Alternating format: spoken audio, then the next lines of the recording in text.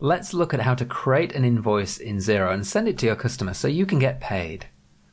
And I'll also show you how to attach documents to an invoice and include those documents when you send the invoice to your customer. And stick around to the end because I'm going to show you a couple of things you can do to make invoicing even quicker.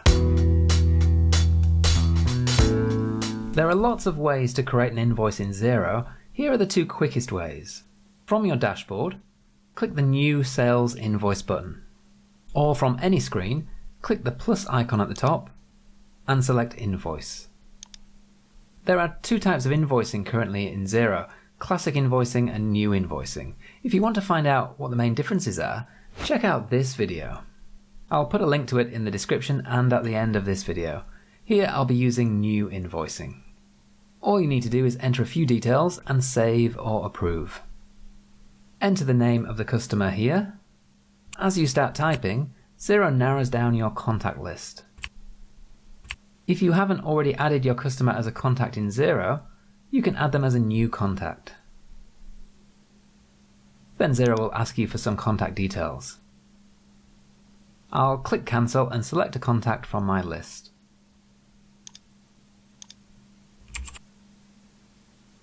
To see the main details of this customer, click the name. Xero shows you the contact information as well as any amounts they owe you. Next is the dates. Xero enters these automatically. You can change them easily if needed. Select the drop-down to pick a date from the list. Or choose Pick Another Date to bring up the calendar. Stick around to the end of this video and I'll show you how you can save time by automating this with the dates that you want.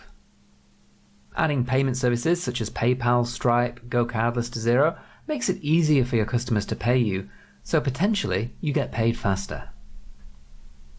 If I click Manage, you can see here we set up PayPal. I've put a link in the video description to Xero's help page about setting up payment services. If you've set up different currencies, you can select a different currency here. And if you set up different branding themes in Xero, you can choose a different theme here. Branding themes are how you customize the look and feel of the invoices that you send to your customers, with different colors, fonts, logos, and more. Choose how you want the amounts to show, tax exclusive, inclusive, or no tax. Type in a description. Then choose an account. Enter the amount. Xero enters the tax rate automatically based on the account once you've entered the amount. If you sometimes give discounts, then click Show Hide Fields and add the discount field to this screen. Enter a percentage or a numerical amount. Here I'll give the customer a $25 discount. If you need to add more lines to your invoice, just enter the information on the empty row below.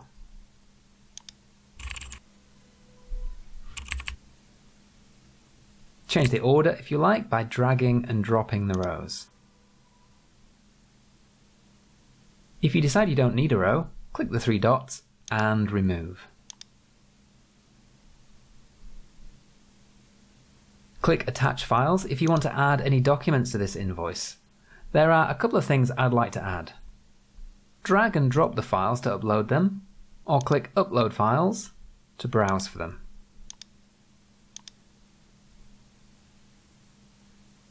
Both these documents are now attached to the invoice in Xero, but if you also want to send them to your customer along with the invoice, click this toggle. Here I just want to send the customer agreement.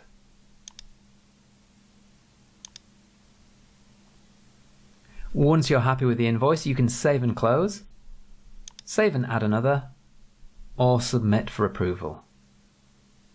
This depends on your user permission and whether or not you have a particular process for invoicing in your business. Here I'm happy to approve this invoice and send it straight to the customer. Again, there are a few options when you click the drop down. I'll approve an email.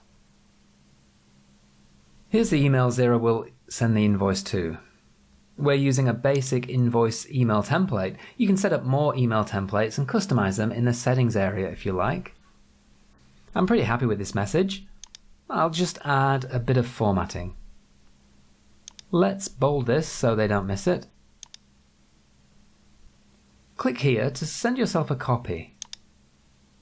This is a good idea if you want to keep a record of all emails that you send to your customer.